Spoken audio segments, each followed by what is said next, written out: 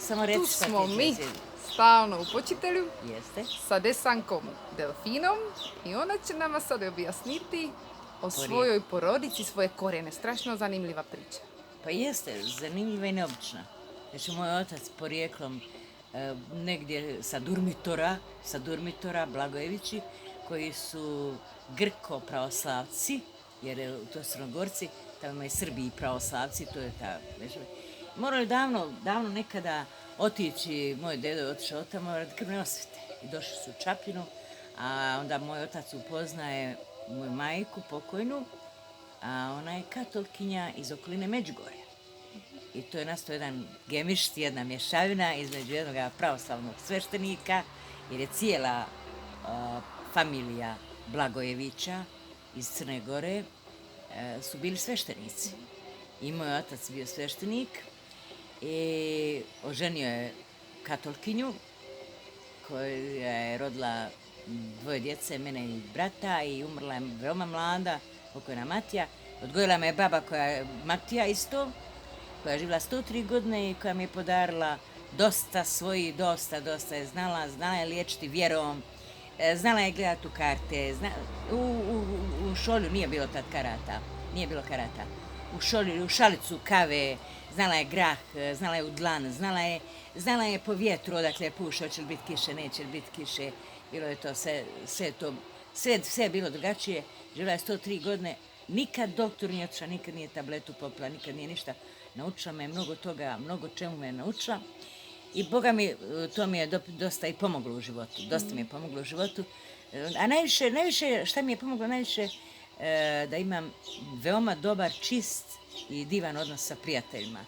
A sa neprijateljima se ne družiš, sad se družiš sa njima. Ne družiš se ni sa mnom, je li tako? Oni nek su živi, zdravi, nek idu svojim putem. Tako to. I sudbina me je dovela do čovjeka turskog porijekla. Možete možda još reći o onom krstenju, to je bilo dosta zanimljivo. Da, to sam, nisam preskočila, nego jednostavno ostalo je tamo negdje zaboravljeno svega, mi bismo brzo sve ispričali, kao brzi film. Recimo, kad sam ja ostala bez majke, bila sam beba, moja majka umrla od galop sušice, to je bilo 50. godine, veoma mala sam ostala.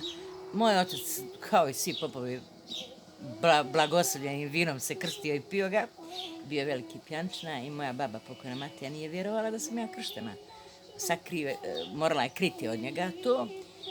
Dala me je tetki mojoj pokojnoj Delfini u naručje kao bebu, odnijela me 25 km pješke u Ljubuški. To je veoma poznata crkva na Humcu, crkva Svetog Ante, tamo dolazi monsignor Komarica. I kad me dala, kad je donijela me da me krsti, onda je nju fratar pitao ime. Ona je bila malo onako, nije baš bila munjena, seljačka žena, bogati, davno je to bilo. Ona je rekla Delfa. On pisao Delfa. A kaže prezme, šta prezme, ne znam ona šta sad pita, šta će reći. Kaže, prezme djete, a djetetu prezme, onda je rekla Blagojević, to. I tako je meni ostalo to ime Delfina Blagojević, strogo čuvan od mog oca, jer to je jedan pravoslavni sveštenik, da je čuo da mu je dijete kršteno po katolički, bilo bi svašta. A mogu je ženiti katolkinju u 45. ali to je bilo drugo je svoje dijete, drugo je žena. On je oženio posle Srpkinju, nije to bitno, meni, to je moja mačka bila. I tako da ja danas imam, kad sam u Hrvatskoj, imam to svoje lijepo ime Delfina, a kad sam bilo gdje drugo, onda sam Desa, za prijatelje Desa, a službeno ime mi je Desanka. A onda ste rekla još u vašem braku kako je to bilo? U braku, šta ja znam, došla sam u taj brak na kraju srednje škole, prije upisa na fakultet. Čovjek je bio turskog porijekla, to je familija Čurulija, oni su 3., 4. generacija, tamo su negdje iz Anadolije, Anatolija, kako se zove, u Turskoj. Anatolija. U Turskoj Čoroli, kad su ovdje došli, bili su Čoroli, i njegov je dedo došao tu u počitelj kao onaj oglašivač na na bubanj. Na Aha, bubanj. Znači, je. bili su pismeni.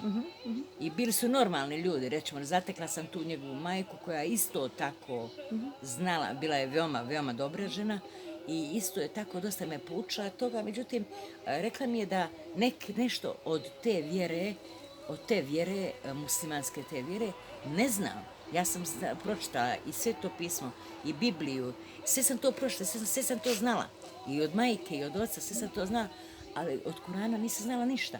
Onda sam normalno kupila Kuran i počela da ga čitam i to me zainteresovalo.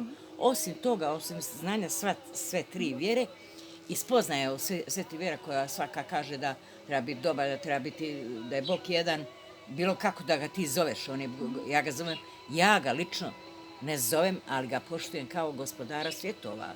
Ja mu se obraćam kao gospodaru svjetova. I treba mu se moliti. Bog ne traži da ti za njega praviš nikakve ustupke, da ti ne moraš žrtvovati se za Boga. Traži samo da širiš njegovu vjeru i širiš dobro. Širi dobro. Ako širiš dobru energiju, i dobit ćeš dobru energiju.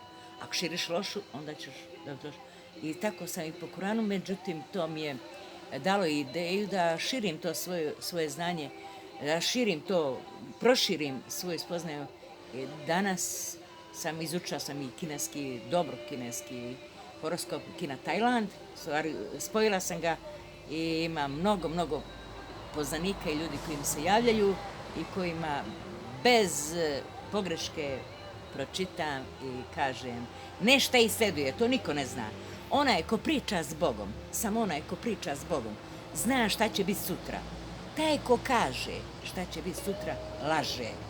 Jer niko osim Boga ne zna šta će biti sutra. A možeš ti pretpostaviti.